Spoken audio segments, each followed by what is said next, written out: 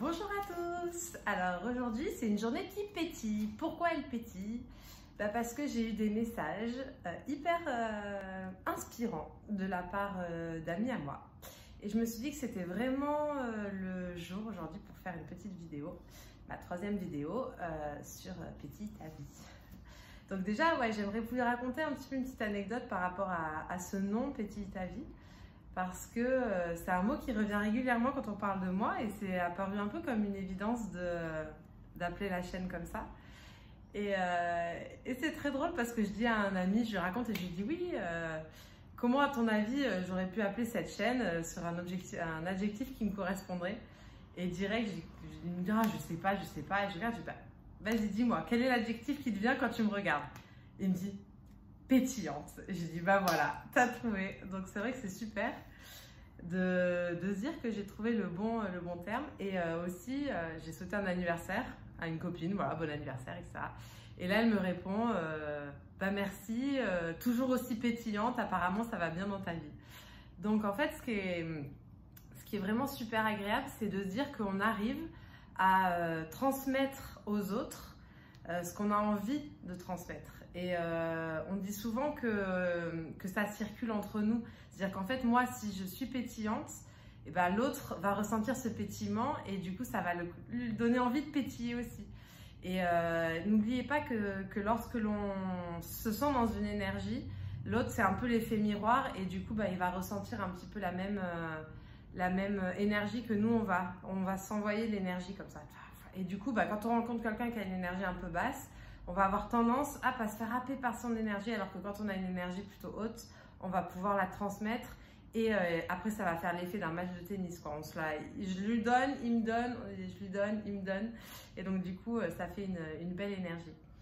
Et dans ma vidéo précédente, je vous ai raconté mes déboires avec les avions et le fait de se dire qu'on doit accepter les choses sur lesquelles on ne peut pas agir.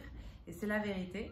Mais il y a quand même beaucoup de choses sur lesquelles on peut agir. Et justement, j'ai reçu aussi un message d'une nana, une connaissance, qui me dira « Oh là là, Nina, toi, on a l'impression que tu es toujours en train de voyager. » Et je lui dis « Ben oui, en fait, je suis toujours en mouvement. » Mais le voyage, comme je vous l'ai expliqué, ça peut être intérieur, mais ça peut aussi être des petits voyages. C'est-à-dire qu'on n'a pas besoin de partir à l'autre bout du monde pour pouvoir voyager. Et les gens, ils oublient que la richesse du milieu dans lequel on vit, elle est présente et parfois on n'a pas besoin de partir bien loin pour pouvoir être en mouvement et profiter et voyager. Moi, je suis partie avec mon van. Enfin, je vous présente parce que oui, j'ai un van qui s'appelle Charlie. Et je suis partie et à une demi-heure de chez moi, il y avait un petit lac et je me suis posée là. Et j'ai fait une super belle rencontre. J'étais face au lac en train d'écrire toute seule. Il était 21h, le soleil était en train de se coucher. Et il n'y avait personne. Enfin, du moins, je croyais. Et puis, survenu de nulle part sur sa petite barque, j'ai croisé un pêcheur qui était en train de lancer des appâts. Et je lui dis, mais qu'est-ce que vous faites? Et on a commencé à discuter. Et 40 ans, voilà, on a commencé à trouver des sujets communs. Et puis du coup, ben, on est restés ensemble jusqu'à ce qu'il fasse presque nuit et où on se dise, bon, là, moi, il faut que je remonte à mon camion. Lui, il faut qu'il aille à son poste pour pouvoir se coucher et se lever très tôt le lendemain matin. Et le lendemain matin, je suis descendue faire ma petite méditation du matin et me prendre un bain pour me rafraîchir. Il était 8 h avant de reprendre la route et de devoir rentrer puisque finalement, j'avais une obligation le matin, hein, j'avais juste la soirée. Et j'ai reçu un très très beau message suite à notre conversation du matin où il m'a témoigné que je lui avais donné le sourire et qu'il ne pensait pas qu'une fille simple, intelligente, ouverte à tout ce que la nature peut nous offrir existait encore. Et il n'y a pas de hasard dans les rencontres. On rencontre toujours les gens pour une raison. Et je suis tellement heureuse en ce moment de recevoir énormément de témoignages de sympathie de personnes qui me témoignent du fait que notre rencontre ou du petit moment qu'on a passé ensemble, ça leur a fait du bien. Et je pense que si tous entre nous, on était beaucoup plus connectés pour se faire du bien mutuellement, et ben, le monde irait mieux. Donc n'oubliez pas que la richesse aussi du mouvement, c'est d'apporter de la nouveauté dans nos vies par les échanges avec les autres. Et on n'est pas obligé d'aller loin. Le mouvement, ça peut être en bas de chez nous quand on discute avec je sais pas, la personne âgée qui est assise tous les jours sur le même banc. Vous savez pas le bien que vous pouvez lui faire juste en disant un bonjour, en discutant, en échangeant 2 mots, en touchant l'épaule parfois de quelqu'un qui en a besoin ou de quelqu'un que vous vous sentez dans une énergie un peu plus basse. On n'a pas besoin d'être thérapeute pour ça. On n'a pas besoin